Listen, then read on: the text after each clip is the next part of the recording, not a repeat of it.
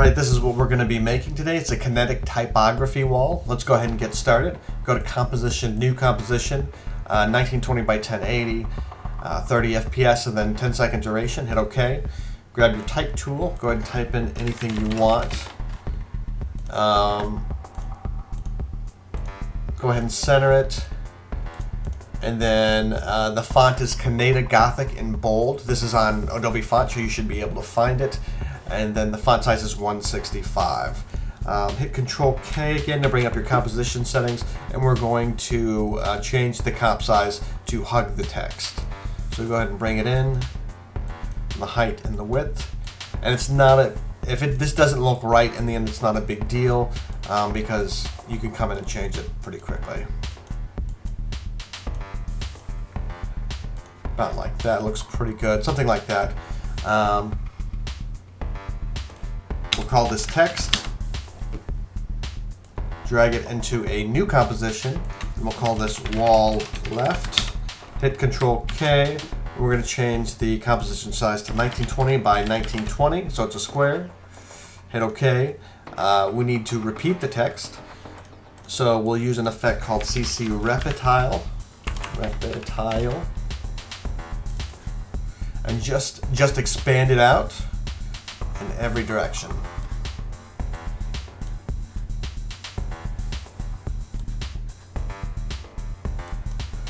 There we go. Hit Control Y to create a new solid. Hit OK. We'll add a fill to this, and then the color for this will be FB3030. There we go. Now it looks like in the animation it looks like the walls are moving, but when in fact the only thing that's moving is the text. So, and we want this to loop, so we want the beginning keyframe to match the end keyframe, right? So hit Control R to bring up your ruler. Drag one out and set it right against the edge of your letters, right? Hit Position, right click, Separate Dimensions, create a keyframe at 0 in the X position. Drag it to your CTI to 3 seconds. We'll create another keyframe, and we're going to just move it one over to the next row of letters. Just like that. And if you have this gap here, all you have to do is just expand right on the reptile. And if we want it to loop, all we have to do is Alt-click on the X position, and we'll type in loopOut, capital O-U-T, and then open and close parentheses, just like that. And there's our looping animation. Looks good. Grab the wall left, drag it into a new composition, and we're going to call this render. This will be our render composition. Turn this wall left, make it 3D. Under geometry options, turn the curvature all the way up to 100, like that. And then for segments, you can see it's kind of blocky, so we want to increase the segments to 36. So it's very nice and smooth. And then under material options, we can turn off all of this. Turn off cast shadows, accept lights, turns off, and then appears in reflections, also turn that off.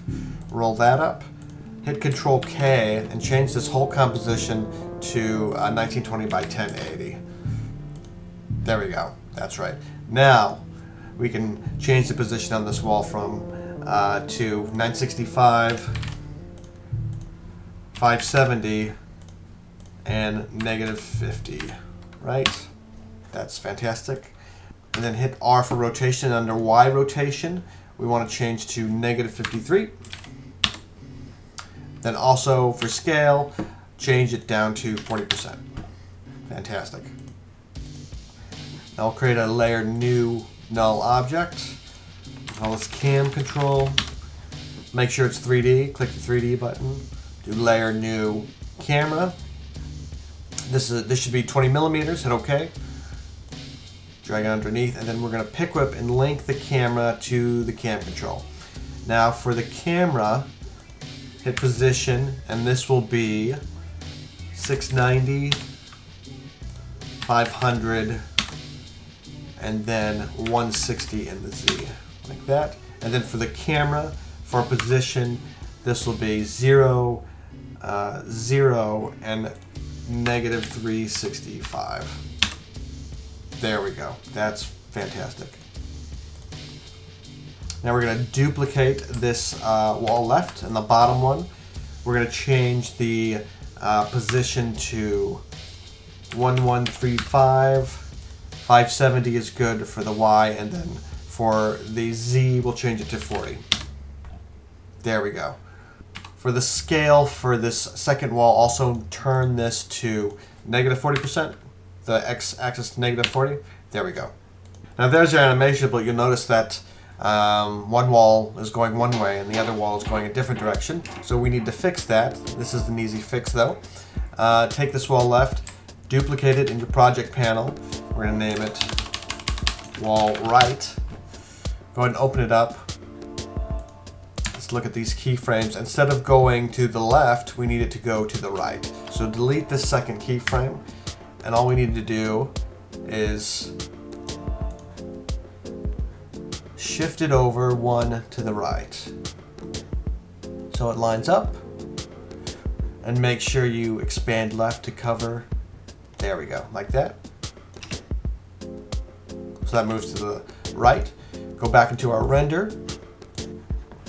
Select this second wall left. Hold down Alt and grab the wall right in your project panel, and then just drag it on top. And it'll replace it, and it'll also take all of its properties and position and rotation and everything else. So there it is. It's as simple as that. That's our Kinetic Typography wall. I hope you like the tutorial. If you have any questions or suggestions, you can leave them in the comments below. Thanks a lot.